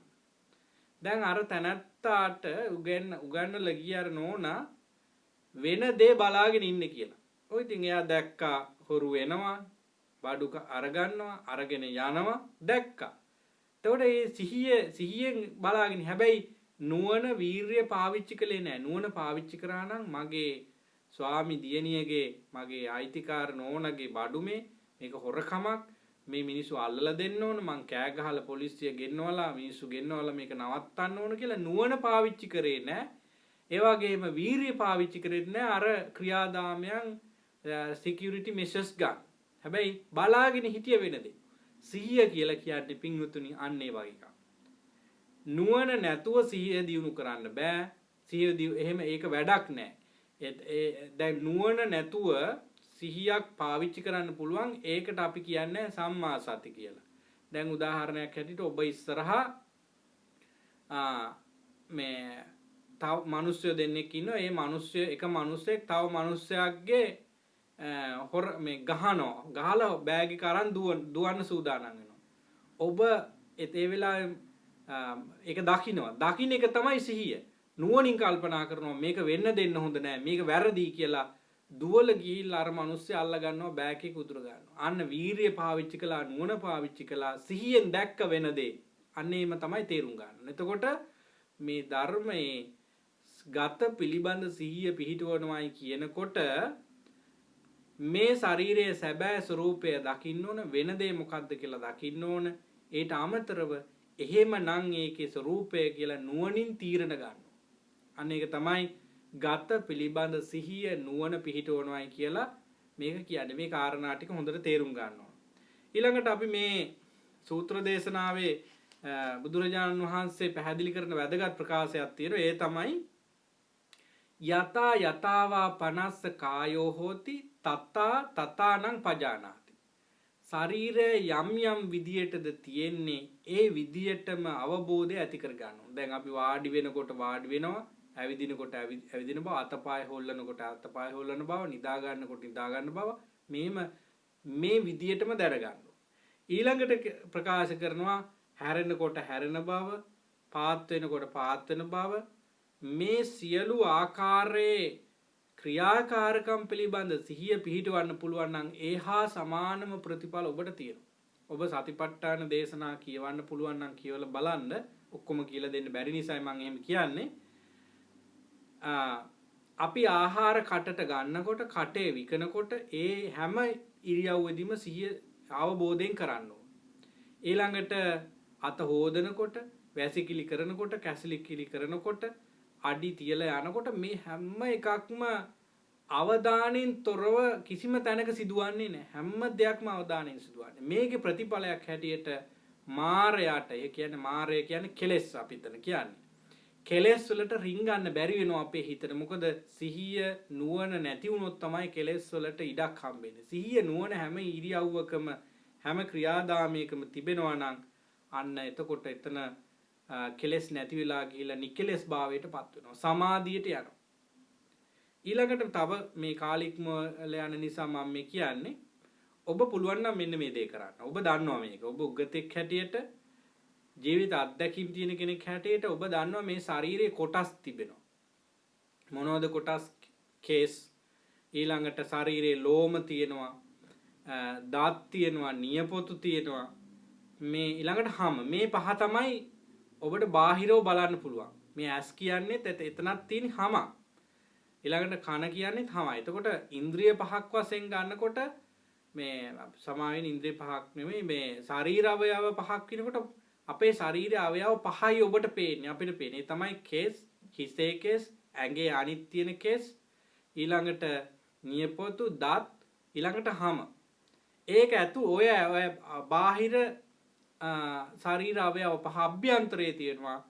මස් තියෙනවා, නහර තියෙනවා, මොළය, හදවත, වකුගඩු, පිත්තාශය, මේ පෙනහලු ආදී නොකී මෙකී ගොඩාක් දේවල් තියෙනවා. එතකොට ඔබ වාඩි වෙලා යම්කිසි වෙලාවක් අරගෙන හැමදාම පුළුවන් නම් හොඳයි මම කියලා කියන්නේ මෙන්න මේ ශරීර කොටස් කියලා ඇස් දෙක වහගෙන හරියට විද්‍යාගාරයක මල සිරුරක් කපලා කොටලා මේ කෑලි කෑලි හඳුන ගන්නවා වගේ. එහෙම තමන්ගේ ශරීරය විමසලා බලන්න. එතකොට ඔබගේ සිහිය කොහෙවත් ගිහිල්ලා නැහැ. මේ ශරීරයේ කූඩුව තුලමයි තියෙන්නේ. ඒක තමයි සිහිය නුවණ කියලා කියන්නේ. ඒක පේනකොට පින්වතුනි මේ ශරීර මම කියලා කියන්නේ මහා ලස්සන සුන්දර මිනිහෙක් කියලා ආඩම්බරයට යන්නේ නැහැ. යන්න විදියක් නැහැ. මොකද පේනවා මේ හැමෙන් ඇතුලේ තියෙන මහා අප්‍රසන්න කුණු ගොඩක්. අප්‍රසන්න ගතිය. හොඳ වෙලාවට මේක හැමෙන් වැහිලා තියෙන්නේ. හැමෙන් වැහිලා නැතුව දැන් අපිට දැන් පියවිය හැට පේනවා නම් අර 4D වගේ බලන්න පුළුවන්. එහෙම නැත්නම් විනිවිද යන එක්ස්ට්‍රා කොපි ගත්තම පේන්නේ අන්න ඒ වගේ පෙනුනොත් එහෙම මේ ඔබට මාවත් මට ඔබවත් කවදාක්වත් ඔබ අපි ආස කරන්නේ නැහැ කිසිම දෙයකට. කිසිම මිනිස්සෙකුට. හිතන්නකෝ ඔබට ලැබුණා ඔබගේ ඇස් දෙකට කිසියම් කාචයක් දැම්මා දානකොටම පේන්නේ අර මේ සමහර මූවි වල තියෙන අලුත් මූවි වල නොපෙනෙන සත්තු බලන්න ඊළඟට මිනිස්සු පෙනිට්‍රේට් කරන්නේ ඒ විදියට. ඔබගේ භාර්යාව ඔබගේ ස්වාමි පුරුෂයා ඔබ ආදරය කරන කවුරු හරි ඔබ ඇලිලි ඉන්නවා නම් කවුරු හරි එහෙම පේනකොට අර මෙතන තියෙන දිරමින් පවතින ආහාර ටික මල මුත්‍රා ටික ලේ එහෙම දුගඳ ඒ ගඳත් එක්කම පේන්න පටන් ගත්තොත් ඔබ කවදාක්වත් කිසිම පුද්ගලයෙකුට ඇලෙන්නෙත් නැහැ කිසිම දෙයකට ඇලෙන්නෙත් නැහැ. පිංගුතුනි කායගත සතිය ශරීරයේ සම්බන්ධයෙන් ශරීර කොටස් සම්බන්ධයෙන් ඔහොම වැඩුවොත් ඔබට ඒ අදහස්මයි එන්නේ. ඒකයි ඔය සමහර ගිහි අය හොඳට භාවනා කරන අය සමහර භික්ෂුන් වහන්සේලා භික්ෂුණීන් වහන්සේලා කිසිම දෙයකට ඇලෙන්නේ නැතුව තමන්ගේ අම්මා මැරුණත් අඬන්නේ නැහැ, දුව මැරුණත් අඬන්නේ නැහැ, පුතා මැරුණත් අඬන්නේ නැහැ, ශෝක වෙන්නේ නැහැ. මොකද ශෝක වෙන්න දෙයක් නැහැ. ඒ ශරීරය කුණු ගොඩක් කියන එක හොඳට හිතට කාවැදිලා තියෙනවා. ඒ නිසා ඒගොල්ලෝ ගැටෙන්න යන්නෙත් නැහැ. දැන් ශරීරයට එහෙම ගැටෙන්නේ නැත්නම් තමන්ගේ කනකර බඩු යාන වාහන දීපල රස්සා නැති වුණත් එයාට අඬන්න දෙයක් නැහැ. මේ ශරීරය එහෙමනම් අරව මොනවද කියලා හිතනවනේ. එතකොට ප්‍රශ්නේ දැන් අපේ දැන් ඔන්න අපි හොය තේරුම් ගන්න ඕනේ ඇයි අපි එහෙනම් මේ ප්‍රශ්න ගොඩක ඉන්නේ. සාමාන්‍ය ජීවිතේ මිනිස්සු ප්‍රශ්නයි කියලා කියන්නේ මේ යථාර්ථය දකින්න නැතුව මේකේ ඇත්ත දකින්න නැතුව ඒක මගේ කරගෙන බදාගෙන ඉන්න නිසා නෙමෙයිද? මේක අපි සුද්ධ සිංහලෙන්ම කියන්න ඕන. අපිට මේ ප්‍රශ්න තියෙනවයි කියලා කියන්නේ අපි මේ සත්‍ය දැකලා නැතුව තමා පිළිබඳ සත්‍යතාවය නොදැකලා දේවල් අල්ලගෙන ඉන්න නිසා. ඉතින් පින්වතුනි එහෙනම් ඔබ මේ විදියට මේ කය පිළිබඳ සිහිය පිහිටවන්න ඔබට එතකොට කෙලෙස් නැමැති මායя පරාජය කරන්න පුළුවන්කම ලැබෙනවා. බුදුරජාණන් වහන්සේ උපමාවක් දෙනවා මේකට. ඔබ ගැන මේ විදියට හිතනවා නම් ඔබ මෙනෙහි කරනවා නම් ඔබ හිතන්න මුං ඇට කවුපි පරිප්පු හාල් ඔය ආදී ධාන්‍ය වර්ග දාලා තියෙන ගෝණියක් හිතන දෙපැත්ත බැඳලා තියෙන ගෝණියක්. ඒක ඇරලා බැලුවොත් එහෙම ඔබට පේනවා ඉරිඟු තියෙනවා, මුං ඇට තියෙනවා, කවුපි තියෙනවා, පරිප්පු තියෙනවා, හාල් තියෙනවා ආදී විවිධ දේවල්. ඒ වගේ ඒක පේනවා ඔබට. ඒ වගේ තමයි මේ ශරීරයේ දිහා කවුරු හරි හොඳට බැලුවොත් එහෙම පේනවා මේකේ අර ඇට සැකිල්ලක් තියෙනවා. හරියට ගහක අරටුව වගේ එහෙම නැත්නම් මේ ගෙයක සැකිල්ල වගේ සුදු පාට ඇට සැකිල්ලක් ඇතුලේ පිට විවිධ තැන්වල මස් බැඳලා නහර තියෙනවා, වකුගඩු ආදී විවිධ නම් දාපු කොටස් තියෙනවා. මෙහෙම සිරුරක් තමයි ඔබට පේන්නේ. එතකොට ඔබ මමත්වෙන් ගන්නේ නෑ ඒක, මේක සිරුරක් විතරයි කියන තැන ඉන්නවා. ඉතින් මේ ටික දැන් මේ දක්වා කියපු මේ හුස්ම දිහා බලන්න කිව්වා. ඊළඟට ඉරියව් පාවිච්චි කරනකොට ඉරියව් දිහා බලන්න කිව්වා නුවණින් සිහියෙන්. ඊළඟට ශරීරයේ කොටස් කරලා බලන්න කිව්වා. මේ ටික විතරක් ඔබ කරන්න පුරුදුනොත් මේ එකක් හෝ කීපයක් පැහැදිලිවම කෙලස් ටික නැති වෙලා යනවා. ඔබ වෙනද ආස කරපු, ඔබ වෙනද පතපු, අපේක්ෂා කරපු, නොලැබෙන කොට අඬපු දේවල් වලට ඔබ අඬන්න යන්නෙත් නැහැ, ඇලෙන්න යන්නෙත් නැහැ, පතන්න යන්නෙත් නැහැ. මේක ප්‍රායෝගිකව ඔබට තේරෙනවා ඔබ නිදහස් වුණා කියලා. මේක කරලා බලන්න. මේක තමයි බුදුරජාණන් වහන්සේ ස්වාක්ඛාත සම්දිට්ඨික ධර්මයයි කියලා කිව්වේ. මේක තමයි ඒහිපාස්සික එන්න බලන්න කියලා කිව්වේ. මේක තමයි ඕපනායික කියන්නේ. තමා තුලින් දක ගන්නවා කියලා කියන්නේ මේකයි. එතකොට මේක භාවනා කුෂන් එකකදී විතරක් නෙමෙයි කරන්න ඕන. හැම වෙලාවෙදිම ඕන වෙලාවකදී කරන්න පුළුවන් එකක්. බින්ගොතුනි මෙහෙම ඊට පස්සේ තව ක්‍රමයක් තමයි මම කෙටි වේලාවක් කරන් කියන්නම්. අපි දන්නවා එලිමන්ට්ස් තියෙනවා. අපි කියනවා 4 great elements තියෙනවා. මේ විශ්වයේ හැම දෙයක්ම මේ සංයුතියේ තමයි තියෙන්නේ. පඨවි, ආපෝ, තේජෝ, වායු. මේ හතර තමයි primary elements. මහා භූත කියන්නේ ඒකයි මේවට. භෞතික හෝ අභෞතික, සත්ව හෝ සත්ව නොවන සෑම දෙයකම ස්වરૂපය මේකයි. එතකොට මේ ශරීරය මේකට බන්තේ කියලා කියන්න පුළුවන්, මේකට වෙන නමක් කියන්න පුළුවන්. ඒව සම්මුතියේ දාගත්ත භාෂාවෙන් දාගත්ත වචන අපි මේකට. හැබැයි මේකේ සැබෑ ස්වરૂපය තමයි තද ස්වභාවයෙන් යුතු දේවල් තියෙනවා. වැగిරෙන ස්වභාවයෙන් යුතු දේවල් තිබෙනවා. වාතයේ උෂ්ණත්වයේ තිබෙනවා. එතකොට වේලාවක් අරගෙන මේ මම කියලා කියන්නේ පඨවි, ආපෝ, තේජෝ, වායෝ, තද ගතියෙන් යුතු, වැగిරෙන ගතියෙන් යුතු, වාතයේ උෂ්ණත්වයකට සංකලනය වෙච්ච මහා භූත ස්වરૂපයක් තියෙන දෙයක් කියලා මෙනෙහි කරනකොටත් ඔබගේ හිත කාමයෙන් අයින් වෙලා යනවා. සමාධියේ හිත පිහිටනවා. එතකොට ඒ විදිහට බලන්න ඕනේ. ඊළඟට මෙතෙන්දි කියනවා බුදුරජාණන් වහන්සේ මේ කායගත සති සූත්‍රයේදී මල සිරුරක් දැක්කොත් එම ඔබගේම දරුවෝ මිය යන, ඔබගේම අම්මා තාත්තා මිය ගියපු වාර, ඔබගේ සහෝදරයෝ එහෙම දැකලා ඇති. ඒ වෙලාවල් වල ඔබට ශෝකය නිසා මේක කරගන්න බෑ. මම දන්නවා එච්චර ශක්තිමත් නැති වෙන්න පුළුවන්. හැබැයි ඔබ මිය ගිය කෙනෙක්ගේ සිරුරක් කම්පියුටරෙන් හරි ඉන්ටර්නෙට් එකෙන් හරි රූප රාමුවකින් හරි බලනකොට අපිට උගන්වන්නේ තමා උපමා කරගන්න අර මල සිරුරට. මල සිරුරට උපමා කරගත්තම දැන් ඔය ඕටොප්සි එහෙම YouTube එකේ තියෙනවා කරනවා. භාවනා අරමුණකට කරන ඒවා තියෙනවා. නිකන් ඕටොප්සි තියෙනවා බලන්න. හිස කපනවා මේ. ඒ මල සිරුර එහෙම තියෙනකොට තමයි මේ ඉන්නේ කියලා බලන්න ඕන. එදා බුදුහාමුදුරන්ගේ කාලේ පස්සේ කාලේ ලංකා ඉතිහාසෙත් තියෙනවා වික්ෂුන් වහන්සේලා මල සිරුර ඉස්සරහා තියාගෙන ඒ මල සිරුර උපමා කළෝ ඒ මල සිරුර තමා වගේ කියලා හිතලා රාගයෙන් මිදුණා, ද්වේෂයෙන් මිදුණා. ඉතින් අපි ඒකට කියනවා 9 stages channel ground meditation කියලා. ඒ කියන්නේ නව සීවතික නාමය තමාගේ සිරුර මැරෙන්නටත් ඉස්සෙල්ලා මල සිරුරක්සේ සලකා සිහිය නුවණ දියුණු කරමින් එතනින් නිදහස් වෙනවා. හිත නිදහස් කරගන්නවා. ඒක එක ක්‍රමයක් කායගත සතිය. ඊළඟට පින්වතුනි මෙහෙම කරනකොට අර අපි කියපු ආනිසංස ටික ලැබෙනවා. මොනවද?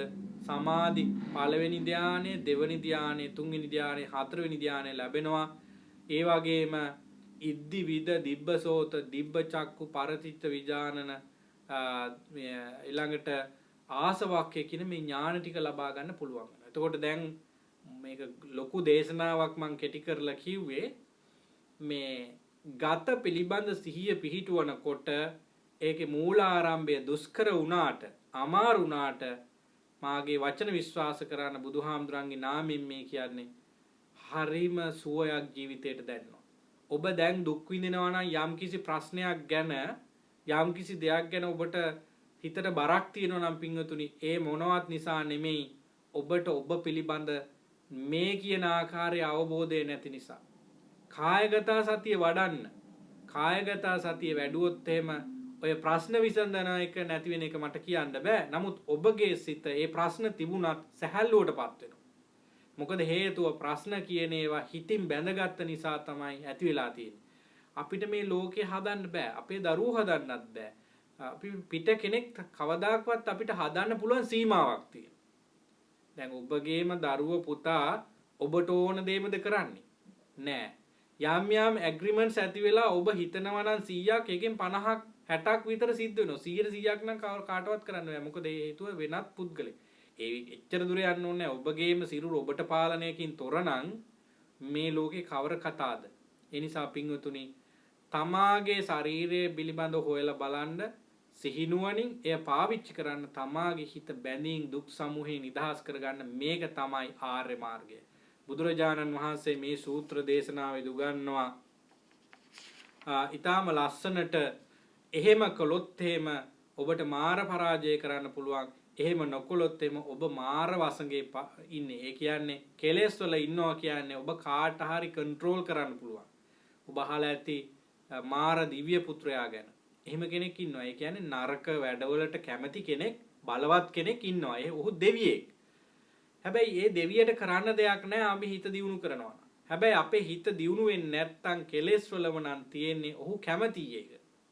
උදාහරණයක් මම කියන්නද මේ මාර දිව්‍ය පුත්‍ර කතාව තේරුම් ගන්න. ඔබ හිතන්න ඔබ ලංකාවේ ඈත පිටිසර ගමක ජීවත් වෙන්නේ. ඒ ගමේ ඉන්නවා දෙදෙනෙක් ධනය තියෙනවා, ඉඩකඩම් තියෙනවා. ඊළඟට ඒගොල්ලෝගේ ඉඩකඩම් වල තමයි අනිත් ඔක්කොම වැඩ කරන්නේ. එක කෙනෙක් හොඳයි. අනිත් කෙනා එච්චර හොඳ නැහැ. මැරවරකම් තියෙනවා, හොරකම් තියෙනවා. දැන් මේ හොඳ කෙනෙක් ඉන්නවා, නරක කෙනෙක් ඉන්නවා.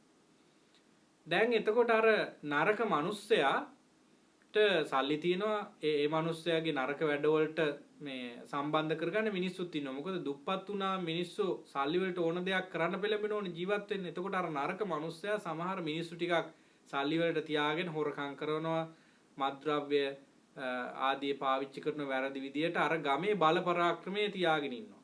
දැන් එතකොට ඒ මිනිස්සයා කැමති වෙනවා අපිත් ගිහිල්ලා නරක වැඩ කරනවා. මොකද එයාගේ පරාසය එයා කරන දේ නියෝජනය වෙනවා. හැබැයි අපි ගිහිල්ලා ඒකට විරුද්ධව වැඩ කරනවා නම් අපි අරක්කු බොන්නේ නැත්නම් හොරකම් කරන්නේ නැත්නම් කාමයේ වර්ධව හැසිරෙන්නේ නැත්නම් ඒ මිනිස්සු අපිට කැමති නෑ. අපිත් එක්ක හිත යටින් තරහයි. ඇයි මොකද හේතුව? ඔහු කැමති දේවල් කරන්නේ. ඔන්නක මං උදාහරණයක් දුන්නේ අසත්පුරුෂ දෙවිවරු ඉන්නවා. මිනිසුන් දෙවියන් අනිත් සත්වයන් නරක වැඩ කරනවා නම් අර අසත්පුරුෂ දෙවිවරු කැමති. ඒකට සහයෝගය දක්වනවා. හැබැයි හොඳ වැඩ කරනවා නම් ඒකට කැමති නෑ. මාර දිව්‍ය පුත්‍රය ඔන්න වගේ කෙනෙක්. දැන් ඔබ ඇසෙන් පේන දේවල් වලට ඇසෙන් විඳින දේවල් වලට කැමති වෙනවා නම් කනෙන් අහන දේවල් වලට ඇලිලා ගැලිලා ඉන්නවා නම් රසයට ඇලිලා ගැලිලා ඉන්නවා නම් අර දෙවිවරු කැමති දන්නවා එයා හිතන දේමයි ඔබ කරන්නේ. හැබැයි ඔබ ඒකේ නිදහස් වෙන්නකොට එයා කැමති නෑ. එයා ඇවිල්ලා බාධා කරන්න පුළුවන් විවිධ ක්‍රම වලින්. හැබැයි ඔබ ඒ දේ කරන්නේ අවබෝධයෙන් සිහියෙන් නුවණින් නිසා ඔහුට අපේ වේගය අල්ලන්න බෑ. අපිට බාධා කරන්න බෑ. අන්න වගේ තමයි බුදුරජාණන් වහන්සේ දා බොමැඩ වාඩි වෙලා මේ තමන්ගේ සිහිය සමාධිය දියුණු කරගෙන යනකොට මාරයට කිසිම දෙයක් කරන්න බෑ පිටේ ඉඳලා. එයා ඇවිල්ලා බය කරන්න උත්සාහ කරන්නේ නැති. හැබැයි උන්වහන්සේගේ ඇතුලේ තියෙන කෙලෙස් මාරයත් එක්ක හරියට ගනුදෙනු කරලා ඒක අයින් කරාම ඒ හිතට කවදාක්වත් කරදර කරන්න බෑ. සමාධිය කියලා කියන්නේ කාටවත් කරදර කරන්න බැරි මානසික තත්වයකට. ඒක හරි එකඟයි. ඒ නිසා පින්වතුනි සමාධිය ඇති කරගන්න බලන්න ඔය කියපු ක්‍රම වලින් අමාරුයි තමයි. මේ ජීවිතේ කිසිම දෙයක් ඔබ ලේසියෙන් ලබාගෙන තියනවද? කිසිම දෙයක් නැහැ. ඉස්කෝලේ ගියා ඉගෙන ගන්න කොච්චර අමාරු වුණාද? රස්සා ගන්න ගියාම කොච්චර අමාරු වුණාද? හොඳ සහකරුවෙක් හොයාගන්න ගියම කොච්චර අමාරු නාද? හොඳ සහකරුවත් එක්ක ජීවත් වෙන්න ලේසිද නෑ. ළමයි හදන්න ගියා කොච්චර අමාරුද? ළමයි වඩා ගන්න ඉස්කෝලේ යවන්න කොච්චර අමාරුද? කන්න බොන්න ගියාම ලේසි නෑනේ. කිසිම දෙයක් මේ ජීවිතේ ලේසි නෑ. එහෙම අමාරු දේවල් කරපු ඔබට මේක අමාරු වෙන්න විදියක් නෑ. ඔබ හැබැයි මේක හිතලා බලන්න මේක කිරීමේ අරමුණ මොකද්ද? ඔබ දුකින් නිදහස් කරගන්න. ඒ නිසා පිංගුතුනි හොඳට කාය පිළිබඳව සිහිය පිහිටවන්න, ඔබට ජය ගන්න, ඔබව දිනන්න තියෙන එකම සහ විශේෂ ක්‍රමයක් මේක. තව ක්‍රම තියෙනවා. විශේෂ ක්‍රමයක් මේක. ඒ තුලින් සිහිය, නුවණ, වීරිය, සමාධිය පිහිටුවලා කෙලෙස් පරාජය කරන්නට ඔබට ශක්තිය ධෛර්යය ලැබේවා කියලා මම ආශිර්වාද කරනවා. බුදුරජාණන් වහන්සේ මාර පරාජය කළ කෙලෙස් මරු පෙරදූ කාල සීමාවක එලෙස කරමින් ඔබටත් නිවන් අවබෝධයේ පිණිස කටයුතු කරන්න ලැබේවා කියලා ප්‍රාර්ථනා කරනවා. මෙතනින් ධර්ම දේශනාව අවසానයි. ඔබට මොනවා හරි ගැටලුවක් තියෙනවා නම් මේ වෙලාවේ අහන්න පුළුවන්. විනාඩියකින් දෙකකින් කාල සීමාව අපි ඉක්මවලා ගිහිල්ලා තියෙන්නේ. පැයකට ආසන්න කාලයක් අපි වැය කරලා තියෙනවා. ඔබට මොනවා හරි ගැටලුවක් තිබෙනවා නම් ඒකට අවස්ථාවක් දෙන්න පුළුවන්. විශේෂයෙන්ම go to meeting තාක්ෂණය ඔස්සේ සම්බන්ධ වෙච්ච කාට හරි ගැටලුවක් තිබෙනවා නම් අහන්න.